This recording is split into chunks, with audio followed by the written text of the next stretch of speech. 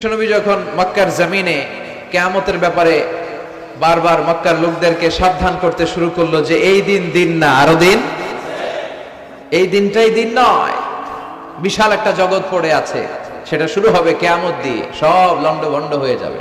তখন লোকেরা বিশ্বনবীর জিজ্ঞেস করতে শুরু করলো, মুহাম্মদ সাল্লাল্লাহু, এই যে তুমি কিয়ামতের কথা বলো, এটা কবে হবে?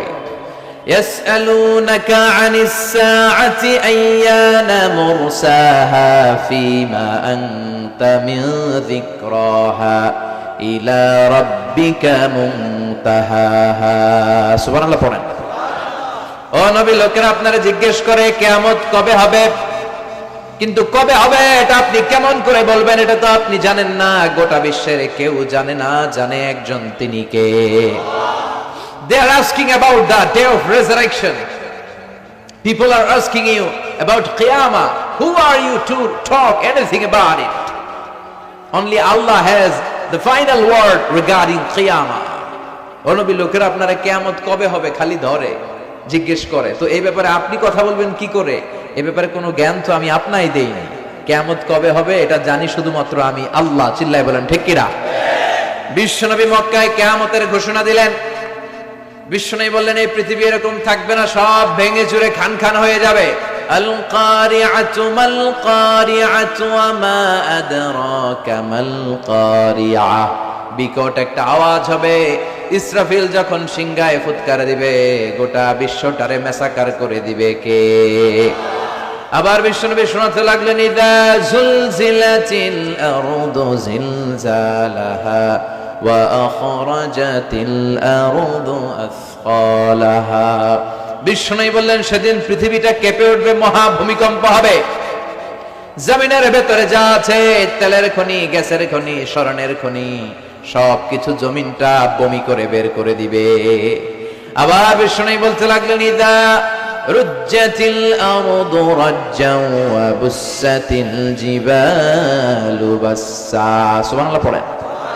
জমিনটা কেঁপে উঠবে, পাহাড়গুলো ভেঙে চুড়ে দুমড়ে মুচড়ে যাবে, গোটা বিশ্বটা কেঁপে উঠবে, সাগরের বুকে দাউ দাউ করে আগুন জ্বলবে।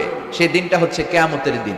বিশ্বনবীর মুখ থেকে বারবার বারবার বারবার এই কিয়ামত কিয়ামত শুনতে শুনতে কাফেরদের মনের ভিতরে ভয় ঢুকে গেছে। কাফেররা মনে মনে কয়, এই মুহাম্মদ তো কোনোদিন মিথ্যা কথা বলতে শুনি নাই। শুনছে? বিশ্বনবী ওনার পুরো জীবনে একটি মিথ্যা কথা বলেছেন, একটি অসত্য কথাও তিনি বলেছেন।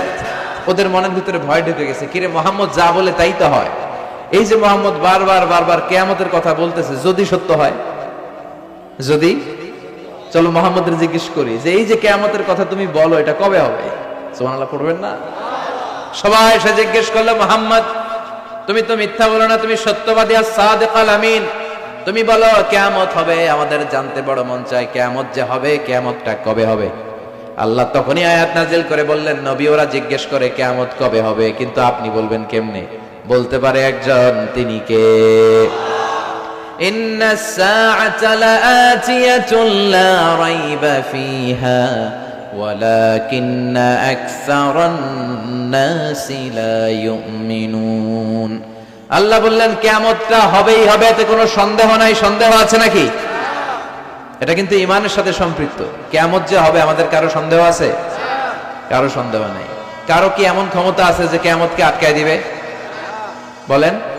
পৃথিবীর কোন প্রধানমন্ত্রী, প্রেসিডেন্ট, পুলিশ প্রধান, র্যাবের প্রধান, বিডিআর, সেনাবাহিনী, Donald Trump, Barack Obama, George W Bush, Vladimir Putin, Narendra Modi, পৃথিবীর কেউ এই কিয়ামতকে আটকায় রাখতে পারে? অসম্ভব। কিয়ামত হবেই, কেউ কিয়ামতকে ঠেকায় রাখতে পারবে না। এটা হবে, কিন্তু কবে হবে কেউ জানে না, একজন ছাড়া, তিনি কে? ইন্নাল্লাহা ইনদাহু ইলমুস সাআহ। আল্লাহর কাছে আছে এই কিয়ামতের জ্ঞান, কেউ এই জ্ঞান রাখে না। সাইয়েদনা জিবরাইল বিশ্বনবীকে একবার প্রশ্ন করলেন, ইয়া রাসূলুল্লাহ সাল্লাল্লাহু আলাইহি ওয়াসাল্লাম, মাতা সাআহ, এই যে আপনি কিয়ামতের কথা বলেন, এই কিয়ামতটা কখন হবে? বিশ্বনবী বললেন, মাল মাসউলু আনহা বিআলামা মিনাস সাইল। ও জিবরাইল, তুমি যেমনি জানো না, আমিও জানি না। সুবহানাল্লাহ পড়ে। যারা জিজ্ঞেস করা হয়েছে সে জিজ্ঞাসাকারীর চেয়ে ভালো জানে না, মানে তোমার যা দশা আমারও একই দশা, তুমিও জানো না আমিও জানি না, তো জানে কে? আবার এক সাহাবী বললেন, ইয়া রাসূলুল্লাহ মাতা সাআ, কিয়ামত কবে হবে?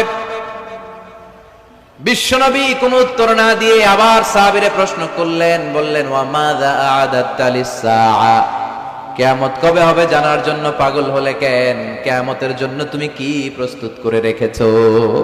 সাহাবী বলে, মা আ'আদাতু লাহা শাইআন ইয়া রাসূলুল্লাহ, ইয়া রাসূলুল্লাহ আমি কিয়ামতের জন্য কিছুই প্রস্তুত করতে পারি নাই, ইল্লা আন্নী উহিব্বুল্লাহ ওয়া রাসূলুহু, তবে একটা জিনিস আছে, সেটা কি? সেটা হচ্ছে আমি আল্লাহরে আর আল্লাহর রাসূলরে বড় ভালোবাসি।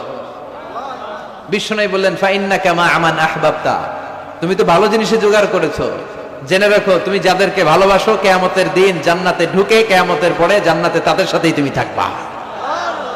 যার সাথে যার ভালোবাসা তার সাথেই তার জান্নাত। চিল্লায় বলেন ঠিক কি না? তাহলে বোঝা গেল এই কিয়ামত হবেই, এই কিয়ামতরে কেউ ঠেকায় রাখতে পারে না। আর কিয়ামত কবে হবে এটা কেউ জানেও না, এমনকি জিবরাইলও জানতেন না। সাইয়েদনা জিবরাইল, এমনকি বিশ্বনবী মুহাম্মদ রাসূলুল্লাহ সাল্লাল্লাহু আলাইহি ওয়াসাল্লামও জানতেন না, জানে শুধু একজন, তিনি কে? কিন্তু অনেকে দেখবেন ইদানিং কালে বলে ফেলে যে অমুক সালে কিয়ামত, আছে না নাই? বই ঘরে নাই এগুলা, হ্যাঁ? অনেক জায়গায় কিন্তু এরকম বলে 25 সালে কিয়ামত, 30 সালে, 35, 40, এটা বলার ক্ষমতা আপনারা দিয়েছে কে? এটা তো মিনাল উমুর আল গায়বিয়াত, অদৃশ্যের খবর। অদৃশ্যের খবর তো কেউ জানে না, কে জানে? অদৃশ্যের খবরের ব্যাপারে কিছু বলতে চাওয়া মানে অদৃশ্যের ব্যাপারে হস্তক্ষেপ করা, এটা কুফরি। কথা বলেন। এজন্য কিয়ামত কবে হবে এক্সাক্ট টাইম এটা আল্লাহ জানেন, বিশ্বনবীও জানতেন না। তবে বিশ্বনবী কিয়ামতের কিছু আলামত আমাদের সাথে শেয়ার করেছেন। হাদিসের পরতে পরতে, হাদিসের প্রামাণ্য কিতাবগুলোতে যখন আপনি পড়বেন, চ্যাপ্টারগুলোতে পড়বেন, বিভিন্ন জায়গায়, বিভিন্ন নসিহাতে, বিভিন্ন আলোচনায় বিশ্বনবী মুহাম্মদ রাসূলুল্লাহ তিনি বর্ণনা করেছেন যে কিয়ামতের আগ দিয়ে গোটা বিশ্বের, গোটা পৃথিবীর সামাজিক অবস্থা, রাষ্ট্রীয় অবস্থা, পারিবারিক অবস্থা এরকম হবে। কি কি আলামত বিশ্বনবী বলে গেলেন আমাদের জানার দরকার আছে না নাই? আমরাও কিন্তু অবাক করা কোনো কাণ্ড দেখলে বলে ফেলি এটা কিয়ামতের আলামত, বলি না? কথা বলে। আমরা যদি বেহায়াপনা দেখি, বিশেষ করে ধর্মপ্রাণ মুরব্বী যারা আছে, এরা বেহায়াপনা দেখলে সহ্য করতে পারে না, এরা বলে এগুলো কিয়ামতের আলামত, আছে না নাই? কিয়ামতের আলামত। আমি এরকম দেখেছি যে একটা সন্তান মায়ের পেট থেকে ভূমিষ্ঠ হয়েছে, কিন্তু ওই সন্তানের মাথা দুইটা। কয়টা? আছে না নাই? তো এগুলো দেখলে আমরা কি বলি? কিয়ামতের আলামত। কিন্তু বিশ্বনবী কিয়ামতের আলামতের ব্যাপারে কি বললেন, আমাদের কি শোনালেন, জানতে মনে চায়? কথা বলেন, শুনতে মনে চায়? আসেন আজকের এই চমৎকার রজনীতে কিয়ামতের আলামতের ব্যাপারে, আলামাতুল কিয়ামা, আশরাতুস সাআ, আস-সুগরা ওয়াল কুবরা, এগুলো আমরা জানার চেষ্টা করি। আপনি বিশ্বনবীর মুখনিসৃত এই বাণীগুলো যদি শোনেন যে কিয়ামতের আলামতের ব্যাপারে বিশ্বনবী কি বলেছে, শুনলে আপনার গা শিহরিয়ে উঠবে। আপনার মনে হবে বিশ্বনবী যেন এই 21 শতাব্দীর দিকে তাকিয়ে তাকিয়ে বলে গিয়েছিলেন। মনে হবে যেন বিশ্বনবী বাংলাদেশের এই পরিবেশটা দেখে দেখে বলেছেন। প্রায় প্রতিটাই আমাদের সমাজের সাথে, আমাদের দেশের সাথে, আমাদের পরিবেশের সাথে খাপ খেয়ে যায়। কিয়ামতের আলামতগুলো দুই ভাগে বিভক্ত। একটু আওয়াজ করে উত্তর দিতে হবে, কয় ভাগ? একটা ছোট আলামত আর একটা বড় আলামত। চিল্লায় বলেন একটা, আরেকটা, আবার বলেন একটা, আরেকটা। বড় আলামত মোট 10টা। কয়টা? আল্লাহর মেহেরবানি 10টার একটাও প্রকাশ পায় নাই, একটাও প্রকাশ পায় নাই। কিন্তু কিয়ামতের ছোট আলামতগুলো অনেকগুলো আলামত, 30, 40, 35 এরকম হয়ে যাবে। এই ছোট আলামতগুলোর বেশিরভাগই আমাদের সমাজে প্রকাশিত হতে শুরু করেছে। যেগুলো হয় নাই এগুলো হওয়ার পথে, বেশিরভাগ সমাজে প্রকাশ পেয়ে গিয়েছে। আশরাতুস সাআ, আস-সুগরা ওয়াল কুবরা। আমরা আজকে কিয়ামতের ছোট আলামত, the minor signs of the day of judgment, কিয়ামত আসার আগ দিয়ে কি কি ছোট আলামত আমাদের সমাজে দেখা যাবে, এগুলো নিয়ে আমরা কিছু কথা শুনবো। আওয়াজ করে পড়েন ইনশাআল্লাহ। উদ্দেশ্য হচ্ছে এগুলো জেনে আমরা সচেতন হব। কি হব? আমরা আখিরাতের ব্যাপারে সচেতন হব এবং নিজেদেরকে গড়ব এবং আমলের পরিমাণ এমন ভাবে বাড়াবো যাতে আমাদের আখিরাতটা সুন্দর হয়। ঠিক কিনা? আমাদের অনেকেরই এই ইখলাস জিনিসটার খুব অভাব, এটা নাই। এটা নাই, এটার ঘাটতি। আমরা আল্লাহর কাছে কামনা করি, আল্লাহ তুমি আমাদের হৃদয় ইখলাস দিয়ে পরিপূর্ণ করো। আল্লাহুম্মা রযুকনা ইখলাস, আল্লাহ তুমি আমাদেরকে ইখলাসকে রিজিক হিসেবে দাও। এই ইখলাসের নামে কোরআনে একটা সূরাও আছে না নাই? সূরার নাম কি? কুল হুয়াল্লাহু আল্লাহুস লাম ইয়ালিদ ওয়া লাম ইয়াকুল লাহু। এখানে আল্লাহ তাওহীদের কথা বলেছেন, ইখলাসের কথা বলেছেন। এজন্য আমরা যেন ইখলাসের সাথে শুনি, ইখলাসের সাথে আমল করি। আল্লাহ তুমি তৌফিক দাও। বিশ্বনবী কিয়ামতের ছোট আলামতের ব্যাপারে যা যা বললেন সেগুলো যদি আমরা ধারাবাহিকভাবে শুনতে চাই, তাহলে প্রথমেই যে আলামতটার কথা বলতে হবে সেটা হচ্ছে বিআসাতু রাসূলিল্লাহি সাল্লাল্লাহু আলাইহি ওয়াসাল্লাম। বিশ্বনবীর এই পৃথিবীতে, এই ধরাতে আগমনটাই হচ্ছে কিয়ামতের সর্বপ্রথম আলামত। সুবহানাল্লাহ কইতে পারলেন না? বিশ্বনবীর আগমন পৃথিবীতে হয়েছে কি হয় নাই? কথা বলেন। বিশ্বনবী যে আসছেন আবার চলে গেছেন, বিশ্বনবীর এই আগমনটা হয়ে গিয়েছে পৃথিবীতে কয় বছর চলে গেল? হ্যাঁ, প্রায় 1400-1500 বছর চলে গেল, এখনো কিয়ামত হয় নাই। সুবহানাল্লাহ পড়েন। বিশ্বনবী বলতেন বুইস্তু আনা ওয়াস সাআতু কাহাতাইন, আমি এবং কিয়ামত এইভাবে পিঠাপিঠি হয়ে নাজিল হয়েছে। এই আঙ্গুল থেকে এই আঙ্গুলের মাঝখানে যেমনি তেমন কোনো ব্যবধান নাই, আমি বিশ্বনবী আর কিয়ামতের মাঝখানেও তেমন কোনো ব্যবধান নাই। বিশ্বনবী সাহাবাদেরকে বুঝাতে যে প্রায় এরকম আঙ্গুল ব্যবহার করতেন, আঙ্গুল ব্যবহার করতেন, ইশারা দিতেন, আঁকাঝোঁকা করতেন। এখন আধুনিক শিক্ষা পদ্ধতিতে এগুলো ব্যবহার হতে শুরু হয়েছে। এগুলো সব বিশ্বনবীর মেথোডোলজি। সুবহানাল্লাহ পড়বেন না? বিশ্বনবী আবার আরেক জায়গায় বলেছিলেন আনা ওয়া কাফিলুল ইয়াতীমি কাহাতাইন, আমার আঙ্গুলের দিকে দেখতেছেন? হ্যাঁ, আনা ওয়া কাফিলুল ইয়াতীমি কাহাতাইন, আমি আর ইয়াতীমের রক্ষণাবেক্ষণকারী জান্নাতে এরকম কাছাকাছি থাকবে। এই দুই আঙ্গুল যেমনি কাছাকাছি, আমি আর এতিমের রক্ষণাবেক্ষণকারী এরকম জান্নাতে থাকবো কাছাকাছি। আমরা এখন রক্ষণাবেক্ষণ করব কি? এতিমের সম্পদ লুণ্ঠনের ক্ষেত্রে আমরা এক নাম্বার। চিল্লা এখন ঠিক কিনা? এতিমের মাথায় হাত বুলিয়ে দিলে আল্লাহ খুশি হয়ে যায়। এতিমদেরকে ভালোবাসলে আল্লাহ তারে ভালোবাসে। এতিমের জন্য দান সদকা করলে তার মর্যাদা বাড়ায় দেয় কে? আমাদের এলাকাগুলোতে এতিমখানা নাই? আমাদের সমাজে এতিম আছে না নাই? তার বাবা নাই, তার মা নাই, এতিম। আপনি তার ঘরে খাবার পৌঁছে দেন, আপনার আব্বার কবরটারে জান্নাতে টুকরা বানায় দিবে কে? ইয়াতীম মিসকিনদেরকে সহায়তা করবেন, দান সদকা ওইখানে করবেন। ওইদিকে টাকা না দিয়ে মাজারে যে টাকা দেয় এরকম লোক আছে না নাই? মাজারে টাকা দেওয়া যাবে অপ্রয়োজনে? মাজারে কেন টাকা দিবেন? ওখানে একজন লোক শুয়ে আছে, পড়ে আছে, ওনার টাকা লাগবে? টাকা লাগবে আমরা জীবিত যারা আছে আমাদের। কথা কন। গরিব, দুস্থ, সুবিধা বঞ্চিত মানুষ যারা আছে তাদের টাকা লাগবে। এজন্য মাজারে যে মানত করা যাবে, মানত করতে হবে একজনের নামে। চিৎকার করে বলেন তিনি কে? অনেকে দেখবেন মাজারে যে মোমবাতি দিয়ে আসে, আগরবাতি দিয়ে আসে, হ্যাঁ, কাপড় দিয়ে আসে, ছাগল দিয়ে আসে, মুরগি দিয়ে আসে, গরু দিয়ে আসে, আছে না নাই? আলহামদুলিল্লাহ নারায়ণগঞ্জে এগুলা নাই। হ্যাঁ হ্যাঁ আছে। আহা, আল্লাহ তুমি বুঝার তৌফিক দাও। দেখবেন মাজারে আবার মশারিও দিয়ে রাখে, আছে না নাই? যিনি শুয়ে আছে ওনার কি মশায় কামড়ায়? তো উনি যদি মশার কামড় থেকে নিজের বাঁচাইতে না পারে, উনি আমগরে বাঁচাবে কি? কথা বলেন। আবার দেখবেন অনেক ড্রাইভার অনেক মাজারের পাশ দিয়ে যখন যায় সে গাড়ি স্লো করে ফেলে। ড্রাইভারকে জিজ্ঞেস করেন যে তুমি স্লো করলা কেন? সে বলে এখানে বাবার মাজার, বাবা অনেক গরম, গাড়ি উল্টায়া দিবার পারে।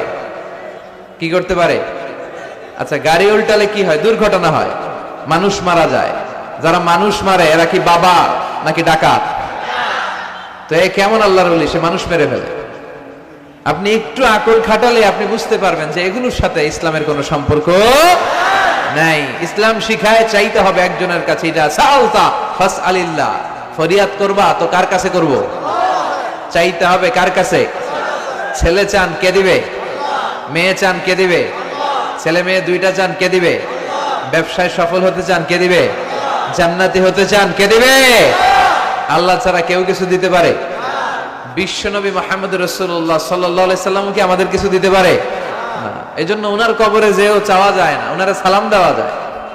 ওখানে যে বিশ্বনবীকে সালাতু সালাম পাঠানো যায়, কিন্তু বিশ্বনবীরে বলা যায় না ইয়া রাসূলুল্লাহ আমার একটা মেয়ে দেন, আমার একটা ছেলে দেন, ইয়া রাসূলুল্লাহ আমার নির্বাচনে পাশ করাইয়া দেন। এখন নির্বাচন আসছে নতুন না, প্রায় দেখি অ্যানাউন্সমেন্ট চলতেছে কাউন্সিলর নির্বাচন। তো বিশ্বনবীর কবরের সামনে দাঁড়িয়েও চাওয়া যায়। তো বিশ্বনবীর কবরের সামনে দাঁড়িয়ে কিছু চাইলে সৌদি পুলিশ হাতের মধ্যে লাঠি দিয়ে বাড়ি মারে, দাঁড়াতেই দেয় না। যে এখানে কি চাও তুমি? সামনে কেবলা, কেবলামুখী হও। এই বিশ্বনবী যার কাছে যাইতেন তার কাছে চাও, তিনি ছাড়া কিচ্ছু করার ক্ষমতা গোটা বিশ্বে কারো নাই। আল্লাহর ধনভাণ্ডার কত বিশাল! তিনি আমাদের সবাইকে যদি জান্নাতুল ফেরদাউস দিয়ে দেয়, ওনার জান্নাতের মধ্যে ঠেলাঠেলি হবে তো না? কথা কয়। বিশ্বনবী 8টা জান্নাতের যে স্টেজ, এই 8টার সবগুলাই থাকবে না, উনি থাকবে জান্নাতুল ফেরদাউস। কোনটায় থাকবে? তাহলে আমরা থাকবো কই? ইনশাআল্লাহ করবেন না? নবী থাকবে একটায়, আমরা আরেকটায়। এটা সম্ভব? অন্য কোন জান্নাত দিয়ে আমাদের বুঝ দেওয়া যাবে? আমরা আল্লাহর কাছে বলবো, আল্লাহ আমগো নবী যেদিকে, আমরা থাকবো বিশ্ব নবী থাকবে জান্নাতুল ফেরদাউস, আমরাও থাকবো ফেরদাউসে। ইনশাআল্লাহ পড়েন। এত বিশাল জান্নাত, কোনো ধাক্কা ধাক্কি নাই। জান্নাতের এক একটা দরজা ছিলেন তো না? বিশ্বনবী যখন জান্নাতের দরজার বর্ণনা দিচ্ছেন, বিশ্বনবী বলছেন ইন্নাল মিসরাআইন মিন মাসারিআল জান্নাহ মা বাইনা মাক্কাহ ওয়া হাজার। ও সাহাবারা, জান্নাতের দরজাগুলো কত বড়, শোনো শোনো। বিশ্বনবী বললেন সৌদি আরবের মক্কা শহর থেকে বাহরাইনের হাজার শহর যত লম্বা, জান্নাতের এক একটা দরজা তত লম্বা। তার মানে এক এক ধাক্কায় কয়েকশো কোটি লোক জান্নাতে ঢুকে যাবে। তো ওই জান্নাতে আমরা সবাই যদি ফেরদাউসে থাকি, আল্লাহর কোন ঘাটতি আছে? ওই আল্লাহরে থইয়া মাজারে যায়, ওই আল্লাহরে না ডেকে বাবারে ডাকে, ওই আল্লাহর কাছে না যেয়ে মাজারে যে লাল সালু দিয়ে আসে। দেখবেন যে লোকটা মাজারে মশারি দেয়, ওর বাবের ডেঙ্গু রোগ, ওর মারে মশাই কামড়ায়, ওর বাবারে মশাই কামড়ায়। বাপ মার কাছে যায় না। বাপ মা যে কত বড় পীর সাহেব, গোটা বিশ্বের পীর সাহেবরা যদি একটা দোয়া করে আর বাবা মা যদি আরেক পাশে দোয়া করে, বাবা মার দোয়া আগে আগে কবুল হয়ে যাবে। এজন্য চাইতে হবে একজনের কাছে, তিনি কে? বিশ্বনবী যখন বুঝাতেন, মাঝে মাঝে হাতের ইশারায় বুঝাতেন। সুবহানাল্লাহ পড়েন। বিশ্বনবী যখন বুঝাতেন, মাঝে মাঝে প্রশ্ন করে বুঝাতেন, মাঝে মাঝে প্রশ্ন করে বুঝাতেন। He use to throw question to the audience. শ্রোতাদেরকে প্রশ্ন ছুড়ে দিতেন। প্রশ্ন ছুড়ে দিলে কি লাভ জানেন? শ্রোতারা ভাবতে শুরু করে উত্তরটা কি, কি এই প্রশ্নের উত্তর। যখন উত্তরটা করতে পারে না, তখন বিশ্বনবী উত্তর বলে দিতেন। যখন উত্তর করতে যে ঠেকে যায় একটা ঠেকা ঠেকা ভাব, তখন যখন উত্তরটা জানা হয়, ওই উত্তর আর ভোলা হয় না। কথা বলেন। বিশ্বনবী সাহাবাদেরকে প্রশ্ন করলেন, ইন্না মিনাশ শাজারাতি শাজারাতুন লা ইয়াসফুতু ওয়ারাকুহা। ও সাহাবারা, গাছের মধ্যে, বৃক্ষলতার মধ্যে এমন একটা বৃক্ষ আছে, এমন একটা গাছ আছে, যেই গাছের কোনো পাতা ঝরে না। মাসালুহা কামাসালুল মুমিন। ওই গাছের দৃষ্টান্ত মুমিনের দৃষ্টান্তের মতো। বলো তো, হাদ্দিসুনি মা হিয়া, দেখি তোমরা পারো কিনা ওই গাছটা কি? কেউ পারে না। কেউ বলে ওই গাছ, কেউ বলে মরুভূমির ওই ক্যাকটাস গাছ, কেউ বলে ওই গুলমলতা, কেউ বলে ওইটা, কেউ বলতে পারে না। বিষ্ণু বললেন কারোটা হয়নি। ইন্নাহা নাখলা, এটা হলো খেজুর গাছ। সাহাবারা ভাবসারে খেজুর গাছ তো প্রত্যেক ঘরের পিছনে পিছনে, এটা ধরছে নাকি? ধরলে তো কঠিনটাই ধরবে। এজন্য সাহাবাদের প্রত্যেক বাড়ির পাশে খেজুর গাছ। ওইদিকে মন যায় না, মন গেছে দূরে, দেখি তো কোন গাছ, খুঁজে পায় না। সুবহানাল্লাহ পড়েন। এই যে বিশ্বনবীর শিখানোর পদ্ধতি, education system, how to teach the children, আপনি ছাত্রদেরকে কিভাবে পড়াবেন, এটা বিশ্বনবী হাতে কলমে আমাদেরকে শিখিয়ে গিয়েছে। ওই মজলিসে আব্দুল্লাহ ইবনে ওমর রাদিয়াল্লাহু আনহু আর ওনার বাবা ওমরে ফারুক দুইজনই উপস্থিত ছিলেন। বাড়িতে যাওয়ার পরে ছোট্ট আব্দুল্লাহ ইবনে ওমর সাইয়েদনা ওমরে ফারুককে বলেন, আব্বা, বিশ্বনবী যে আজকে প্রশ্নটা করছিল, আমি কিন্তু উত্তর জানতাম। সুবহানাল্লাহ কইবেন না? ওমর ফারুক বললেন, বলো কি, তুমি জানতা যেটা খেজুর গাছ? আব্দুল্লাহ ইবনে ওমর বলে, না আমি আবি, হ্যাঁ আমি জানতাম। তো বললা না কেন? তুমি যদি আজকে উত্তর দিতে পারতা, তাহলে আরবরা লাল কপালের উট পেলে অনেক খুশি হয়ে যায়। তিনি বললেন, লাল চাঁদওয়ালা উট পেলে মানুষ যেরকম খুশি হয়, আজকে তো আমি অত খুশি হইতাম, বিশ্বনবীর সামনে আমার বুকটা এত বড় হয়ে যেত যে আমার ছেলে উত্তর করতে পেরেছে। আব্দুল্লাহ ইবনে ওমর বললেন, আপনি আমার আব্বা, আশেপাশে চাচারা কেউ পারে না, আমি কেমনে কই? সুবহানাল্লাহ কইবেন না? দেখেন বিশ্বনবীর শিখানোর কত চমৎকার পদ্ধতি। তো সে পদ্ধতির অংশ হিসেবে বিশ্বনবী এরকম আঙ্গুল দিয়ে ইঙ্গিত করতেন আর বলতেন, আনা ওয়া কাফিলুল ইয়াতীমি কাহাতাইন, আমি এবং ইয়েতিমের যত্ন যারা করে তারা জান্নাতে একসাথে এইভাবে থাকবে। আবার কিয়ামতের বর্ণনা দিতে যে বিশ্বনবী বললেন আনা ওয়া সাআতু কাহাতাইন, আমি আর কিয়ামত এরকম পিঠাপিঠি, আমার আর এই দুইটা আঙ্গুলের মাঝখানে যেমনি তেমন ব্যবধান নাই, আমি আর কিয়ামতের মাঝখানে তেমন ব্যবধান নাই। চিল্লায় পড়েন আল্লাহু আকবার। তাহলে বিশ্বনবীর ঘোষণা অনুযায়ী কিয়ামতের প্রথম আলামত হচ্ছে বিশ্বনবীর স্বয়ং আগমন। এটা হয়েছে কি হয় নাই? এরা হতে হেলে দুলে নুরানি তনুকে আসে হায়, সারা দুনিয়ার হেরে মেরে পর্দা খুলে খুলে যায়, সে যে আমার কামলিওয়ালা কামলিওয়ালা, তার ভাবে বিভোল রাঙা পায়ের তলে, পর্বত জঙ্গল টল মল টলে, খুরমা খেজুর বাদাম জাফরানি ফুল ঝরে ঝরে যায়, সে যে আমার কামলিওয়ালা কামলিওয়ালা। সুবহানাল্লাহ পড়েন। এই কামলিওয়ালা নবীর আগমনটাই কিয়ামতের প্রথম আলামত। তাহলে প্রথম আলামত আমরা পাইছি কি পাই নাই? পেয়ে গেলাম। এরপরে বিষ্ণু বলেছেন যুহুর কাসরাতিল ফিতান বিআনওয়াইহা, কিয়ামতের আগ দিয়ে সমাজে ফিতনা ফাসাদ বেড়ে যাবে। পারিবারিক ফিতনা আমাদের আছে না নাই? সামাজিক ফিতনা, একটু আওয়াজ করে উত্তর দিবেন। রাষ্ট্রীয় ফিতনা, নারী ঘটিত ফিতনা, খালি ফিতনা আর ফিতনা। আপনি যেদিকে তাকাবেন ওইদিকেই ফিতনা। আপনি চাইলেও আপনার ঈমান বাঁচাতে পারছেন না। আমরা চাই আমার চোখটা হেফাজত করব, পারছি না। ইউটিউবে ঢুকলাম জাকির নায়েকের লেকচার শুনবো, ইউটিউবে ঢুকলাম শায়েখ সুদাইসের তেলাওয়াত শুনবো, ওদিকে তেলাওয়াতও বাজে আর নিচে সাজেস্টেড ল্যাংটা ভিডিও আছে না নাই? কই যাব আমরা?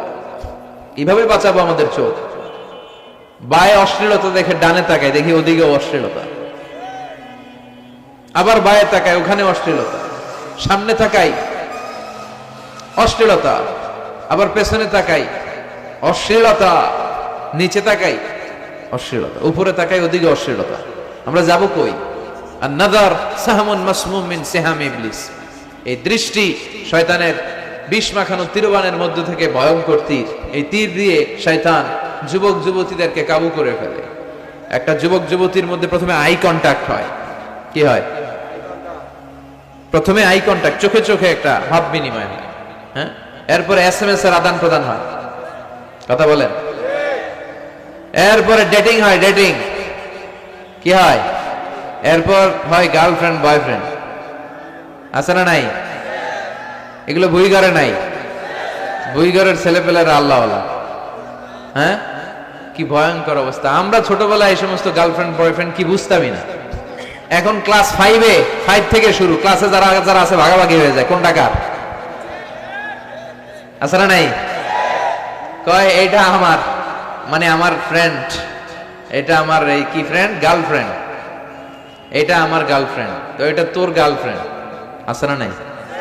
আবার এটারে সংক্ষেপ করছে, কয় জিএফ। কি কয়? তোমাদের এগুলা নাই তো? হ্যাঁ আছে, অর্ধেক কয় আছে, অর্ধেক কয় নাই। খুব চালাক এরা। প্রিয় ভাইয়েরা, এগুলো আমাদের সংস্কৃতি নয়। বিবাহ বহির্ভূত যে কোনো ধরনের নারী পুরুষের সম্পর্ককে হারাম করেছে কে? আসুন আমরা বিয়েটাকে সহজ করি, আর্লি ম্যারেজ ক্যাম্পেইন করি। আর কত বলবো? যতদিন বেঁচে থাকি বলবো, বিয়েটারে সহজ করে দেন। ছেলের বাবা যারা আছেন, মেয়ের বাবা যারা আছেন, বিয়েটা সহজ করে দেন। তা না হলে এই যে 14ই ফেব্রুয়ারি গুলো যায়, আছে না নাই? কি নাম? কি? বিশ্ব বেহায়া। আহা, এগুলো আগে ছিল না। এগুলো সব কিয়ামতের আলামত। চিল্লা এখন ঠিক না? এই দিবসগুলোতে আপনার উঠতি বয়সের তরুণী মেয়ে, আপনার ছেলে যে পাপগুলো করে বিয়ে না করার কারণে, এই পাপগুলোর একটা পার্সেন্টেজ গুনাহ আপনার আমলনামায় আছে না নাই? এজন্য খবরদার, বাবা মা যারা আছেন ছেলে মেয়েদেরকে সময় মতো বিয়ে করিয়ে দেন। আমাদের দেশে বিয়ে অনেক সময় অনেক দেরি হয়ে যায়, বিশেষ করে ছেলেদের দেরি হয়ে যায়। বলে তুই নিজের পায়ে দাঁড়া। তো এতদিন ও কার পায়ে দাঁড়াইছে? ও তো নিজের পায়ে দাঁড়িয়েছে, একটু সহযোগিতা করেন না আপনি, বিয়েটা সহজ করে দেন। বিয়ের চেয়ে ভালো কাজ পৃথিবীতে নাই। হ্যাঁ, ইয়াং পোলাপানরা অনেক খুশি হয়ে গেছে। হ্যাঁ, বিয়ে করবে তোমরা, বিয়ে বহির্ভূত জিএফ বিএফ এর দরকার আমাদের নাই, চিল্লায় বলেন ঠিক কিনা? এগুলোর বিরুদ্ধে আমাদের জিহাদ। ইসলামের ইমেজকে, আমাদের মোরালিটি, আমাদের এথিক্যাল স্ট্যান্ডিং পয়েন্ট যেখানেই নষ্ট হবে ওগুলোর বিরুদ্ধে আমাদেরকে সোচ্চার হতে হবে।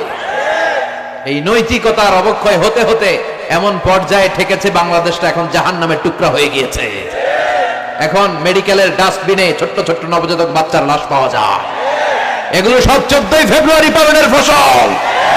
এগুলোর সাথে মুসলমানদের কোনো সম্পর্ক থাকতে পারে না। এগুলো ইসলামের সাথে কোনো সম্পর্ক নাই।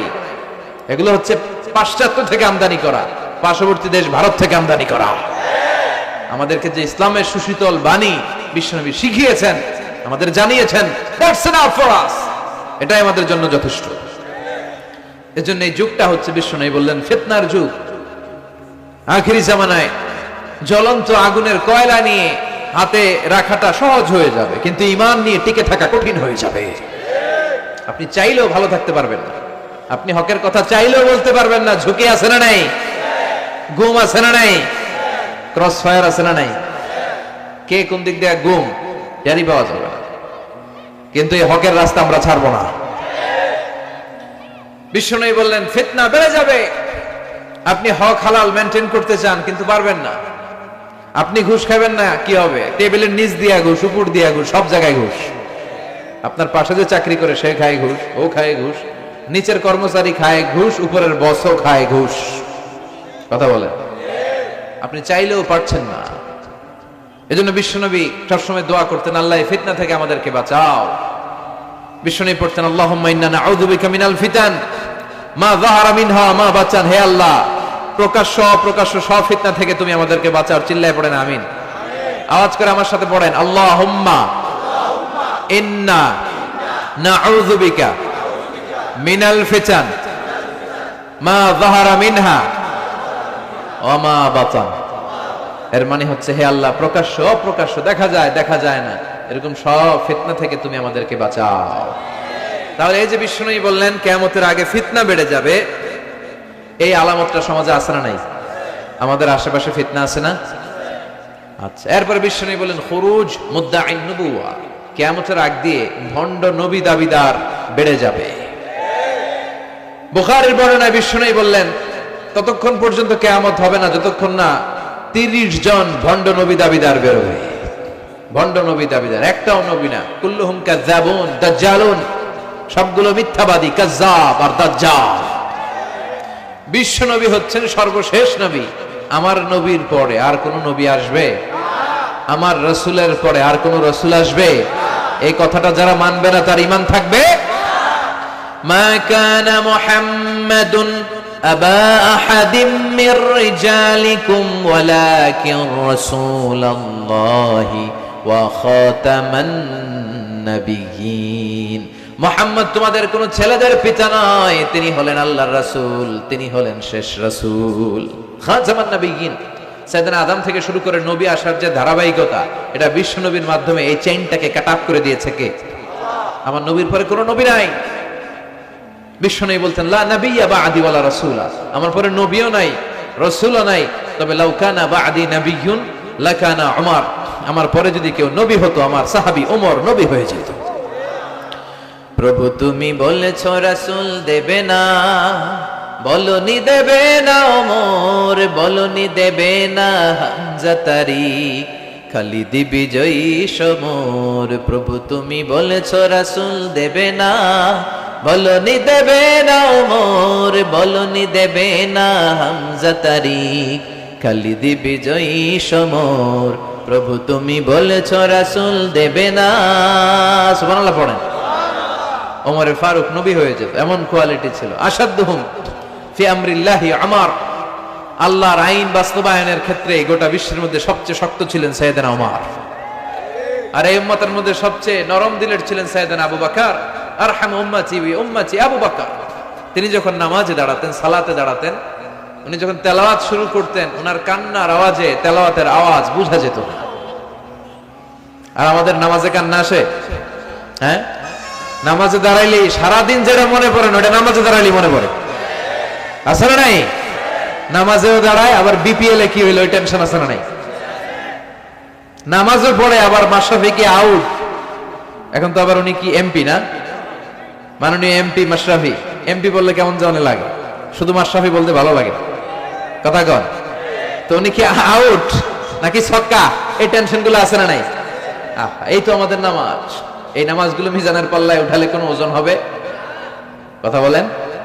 বিশ্বনবী যখন সালাত পড়তেন, বিশ্বনবীর পা গুলো ফুলে, হাত্তা তাতাওয়াররামু খাদামা, টিউমার যেমনি ফুলে থাকে, বিশ্বনবীর পা গুলো ফুলে যেত। তাহাজ্জুদ পড়তে পড়তে দাঁড়িয়ে থাকতে থাকতে হাত দুইটা প্যারালাইজড হয়ে যেত, আর নাড়াতে পারে না। এরপরে তিনি হাত ছেড়ে দিতেন প্রশান্তির জন্য, এরপরে হাত ছেড়ে দিয়ে কেরাত পড়তেন, আবার যখন ভালো লাগতো আবার ধরতেন। সুবহানাল্লাহ পড়ে।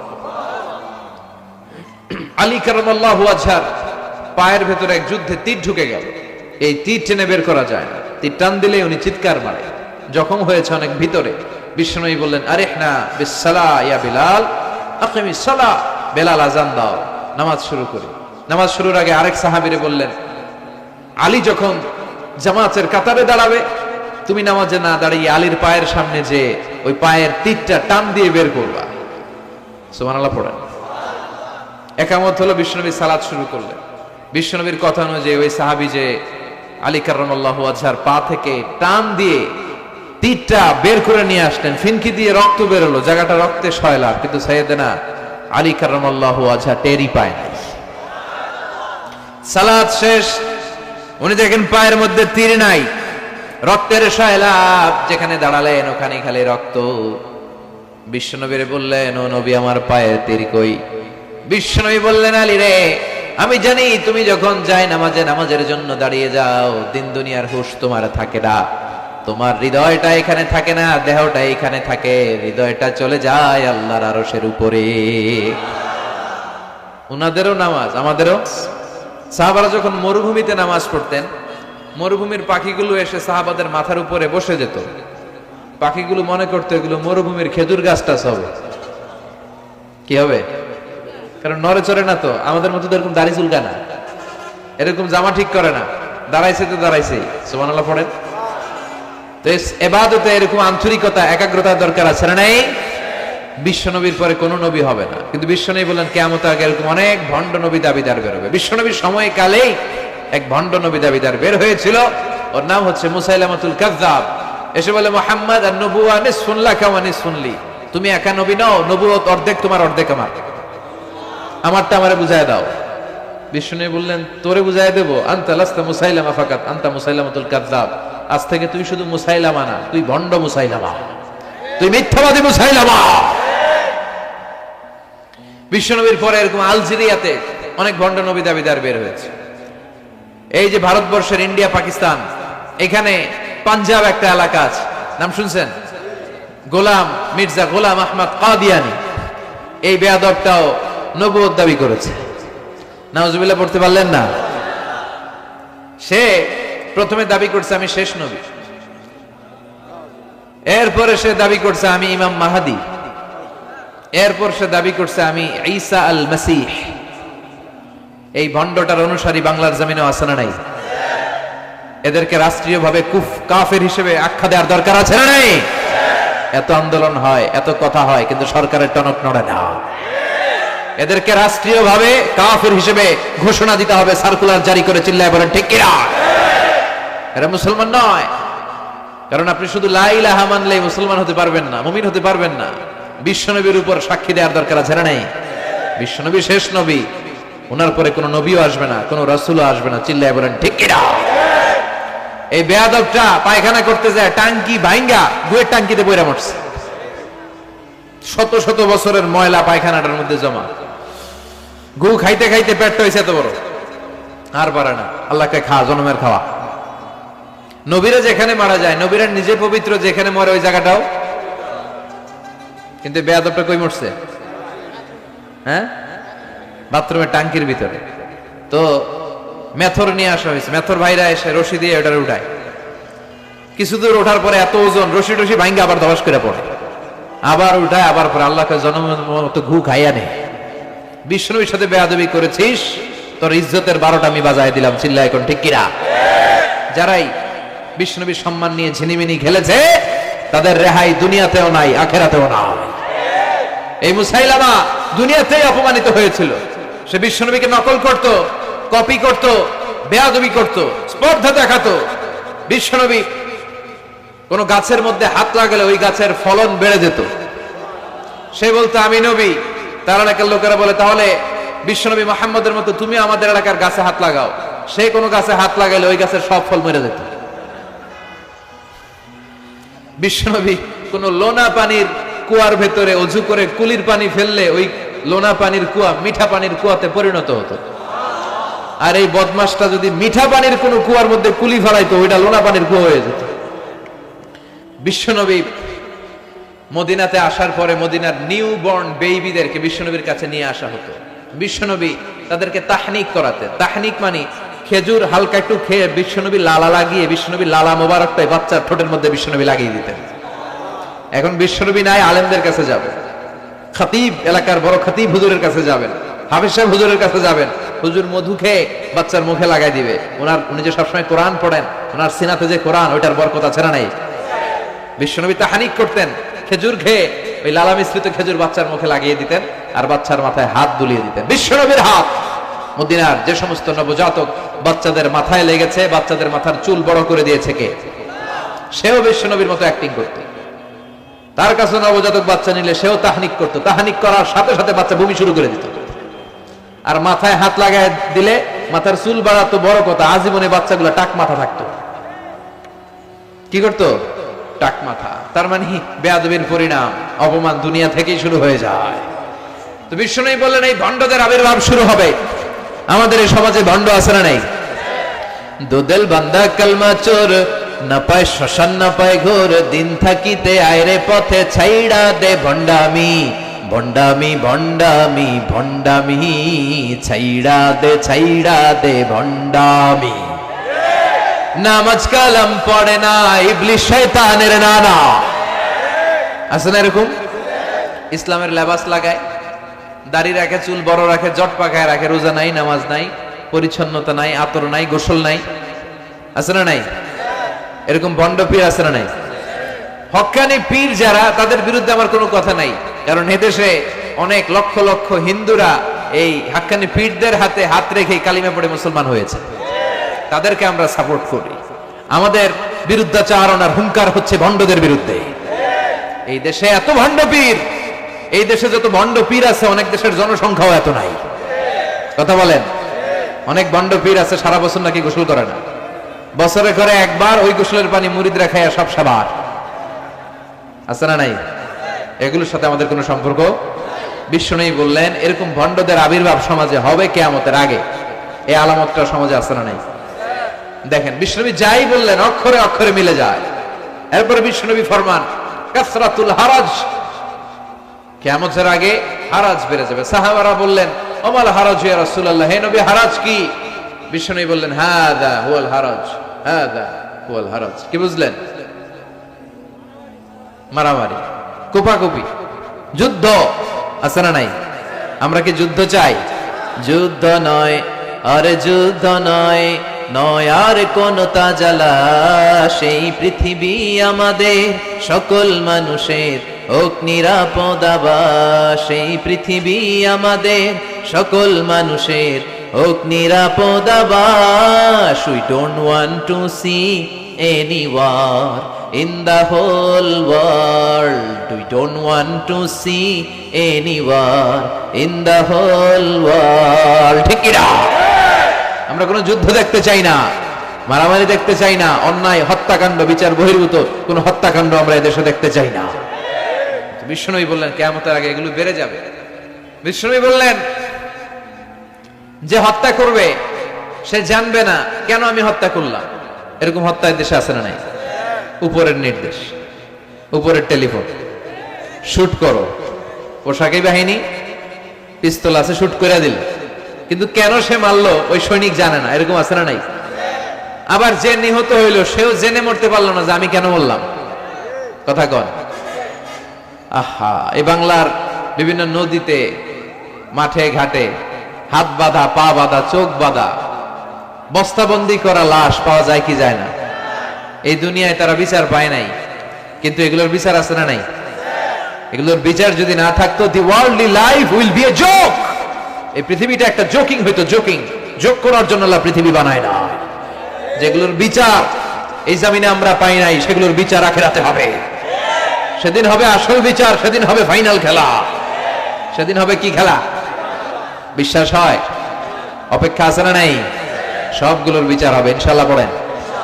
আপনার জমি মেরে খাইছে, দুনিয়ায় বিচার পান নাই, আহকামুল হাকিমিনের বিচার আছে না নাই? আপনাকে অন্যায় ভাবে আঘাত করেছে, দুনিয়ার বুকে বিচার পান নাই, আখিরাতে বিচার আছে না নাই? বিশ্বনবী বললেন এই মারামারিটা বেড়ে যাবে কিয়ামতের আগে। এখন দেখেন খালি মারামারি, কুপাকুপি। 2 টাকার টেম্পু ভাড়া লইয়া একজন একজনের মেরে ফেলাইছে। কয় টাকা? নাউজুবিল্লাহ পড়বেন না? আল্লাহ এই ফিতনা থেকে তুমি আমাদের বাঁচাও। এরপর বিশ্বনবী বললেন দিয়াউল আমানা, কিয়ামতের আগ দিয়ে আমানতের খেয়ানত হবে। এটা আমাদের সমাজে আছে না নাই? বিশ্বনবী বললেন কিয়ামতের আগ দিয়ে আমানতের খেয়ানত হতে থাকবে।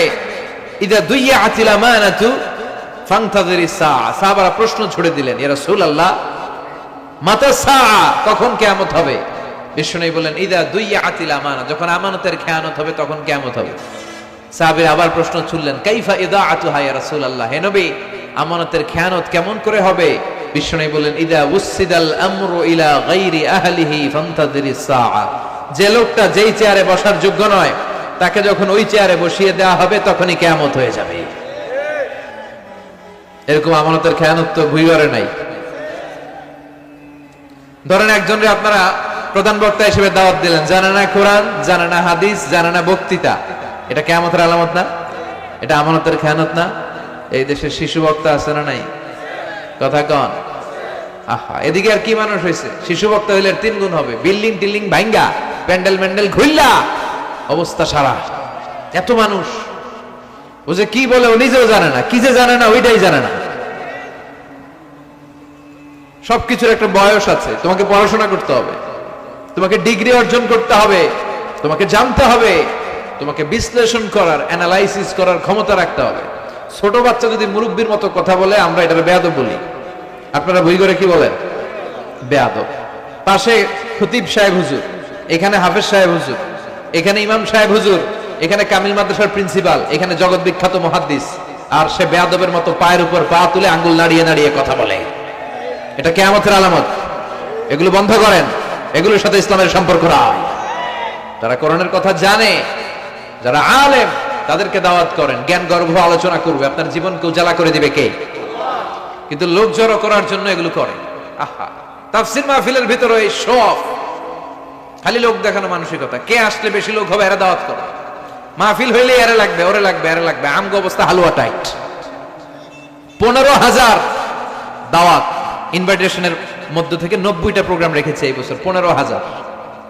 এটা কিয়ামতের আলামত না? সুবহানাল্লাহ কয়। আর এটা কিয়ামতের আলামত। কেন আমারে লাগবে কেন? আপনার এলাকায় মুহাদ্দিস নাই? আপনার এলাকায় মুফাসসির নাই?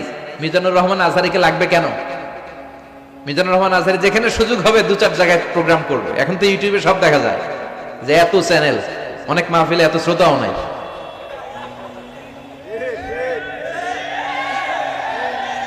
কথা কন। এখন কোথাও যেতে পারি না। আজকে এয়ারপোর্ট থেকে আসার পথে, এয়ারপোর্ট থেকে বের হইতে লাগতেছে আধা ঘন্টা। লোকজনের দাবি হচ্ছে হুজুর সেলফি তুলবো,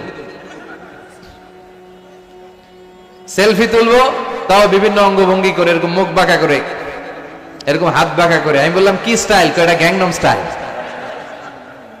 আছে না নাই? তো এগুলো লৌকিকতা যেন না হয়। এটা তো দিনের দাওয়াতের একটা সেক্টর, একটা প্ল্যাটফর্ম। এখানে ভুইগড়ের যিনি সবচেয়ে বড় খতিব সাহেব হুজুর, উনি আসলেই চলবে। বড় আলেম উনি আসলেই চলবে। পাবনা জেলার বড় আলেম পাবনায় কথা বলবে, আর অন্যান্য জেলার যদি সুযোগ হয়। কিন্তু এমন ভাবে এটারে আমরা একটা আক্রমণাত্মক জায়গায় নিয়েছি। একটা ডেটের জন্য মানুষ সিআইপি ভিআইপি দিয়ে ট্রাই করে, এটা ঠিক না। এই টেন্ডেন্সি থেকে আমরা যেন বেরিয়ে আসি। আমরা, আমাদের দরকার ইখলাস। কি দরকার? ইখলাসের বড় অভাব। আবার মাহফিলে গেলে আমাদেরকে অনেক ক্রাইটেরিয়া দেয়, বলে হুজুর আপনার কিন্তু আজকে কাঁপাইতে হবে। আমি আসছি কোরআন থেকে কথা বলতে, এখানে কাঁপাকাঁপি হলে তো ভূমিকম্প হয়ে যাবে। কথা বলেন। আবার বলে হুজুর আপনার কিন্তু আজকে জমাই দিয়া যাইতে হবে। কি করতে হবে? জমাইতে হবে। তো এগুলোর সাথে ইখলাসের কোনো সম্পর্ক আছে? আবার বলে হুজুর কেউ যেন না ওঠে, আপনার কিন্তু ধরে রাখতে হবে। মানে আমনে করে সবাইরে ধরে রাখতে হবে, পাও ধরে থাকেন। এগুলোর সাথে হেদায়েতের কোনো সম্পর্ক। এজন্যই তো সমাজে হেদায়েত নাই। মাহফিলের পরে মাহফিল হয়, ফজরের নামাজটা ঠিকমতো হয় না। হেদায়েত শূন্য, হেদায়েত নাই, ইখলাস নাই। কি উদ্দেশ্যে শুনতেছি এটা যেন খেয়াল করে আমল করতে পারে, এই টেন্ডেন্সিটা নাই। আসুন আমরা একটু থামি, স্টপ, থামেন, অনেক হয়েছে। আন্না ইসলাম কি বলে, কি শিখাতে চায়, কি বুঝাতে চায়, ওইটা বুঝার চেষ্টা করেন, ওইভাবে মানার চেষ্টা করেন। কে কি বললো দেখার দরকার না, এত লোক জড়ো হওয়ার দরকার নাই। আজকে যদি চ্যানেল একটাও না থাকতো, 10 জন বসে যদি আমার কথা শুনতো, কোনো সমস্যা আছে? কথা বলেন। এজন্য হেদায়েতটা সবচেয়ে বেশি জরুরি, ইখলাসটা জরুরি, আল্লাহর প্রতি ভয়, আস্থা, ভালোবাসা, এটা বেশি জরুরি। আল্লাহ তুমি ইখলাস দিয়ে আমাদের হৃদয়টাকে পূর্ণ করো। তাহলে এই যে লোক যে চেয়ারে বসার যোগ্য না, ওই লোক যদি ওই চেয়ারে বসে, কিয়ামতের আলামত আছে না নাই? চেয়ারম্যান হওয়ার যোগ্যতা যদি না থাকে, যদি চেয়ারম্যান হয়ে যায়, হ্যাঁ, সাইয়্যিদুল কওমি খাদিমুহুম, নেতা হবে তারা যারা মানুষকে খেদমত করবেন। খেদমত করার জন্য 1.5 কোটি টাকা খরচ করে চেয়ারম্যান ইলেকশন করে, 5 কোটি টাকা। এগুলো কেন? এই ট্রেডিশন দেশে আসলো কেন? উনি টাকা খরচ করবে কেন? ওনার চা খাওয়ানো আর সিগারেট খাওয়ানো লাগবে কেন? উনি তো আমাদের খাদেম হওয়ার জন্য আসছে। উনি জনপ্রতিনিধি হয়ে দাঁড়াবে, যাকে আপনারা পছন্দ করবেন, ভোট দিবেন না। হাজার হাজার কোটি টাকা, শোডাউন, সব আছে না নাই? কিয়ামতের আলামত। মসজিদের সভাপতির সাথে মসজিদের কোনো সম্পর্ক নাই, আছে না নাই? সব সভাপতিকে আমি এক পাল্লায় মেপে দিচ্ছি না, বেশিরভাগের এই অবস্থা। ভালো 2-1 জন আছে, আমি জেনারেলাইজ করছি না। সভাপতি তো হবেন তিনি যার সাথে মসজিদের দরদ বেশি, মায়া বেশি, মসজিদে যায় বেশি, ঠিক কিনা? এখন বছরে ওনারা একবার খুঁজে পাওয়া যায় না উনি সভাপতি, উনি সেক্রেটারি, উনি ক্যাশিয়ার, আছে না নাই? তার মানে উনি এখানে বসার যোগ্য ছিল না, ওনারে বসানো হয়েছে। যেই লোক যেই চেয়ারে বসার যোগ্য না, তারা যখন ওই চেয়ারে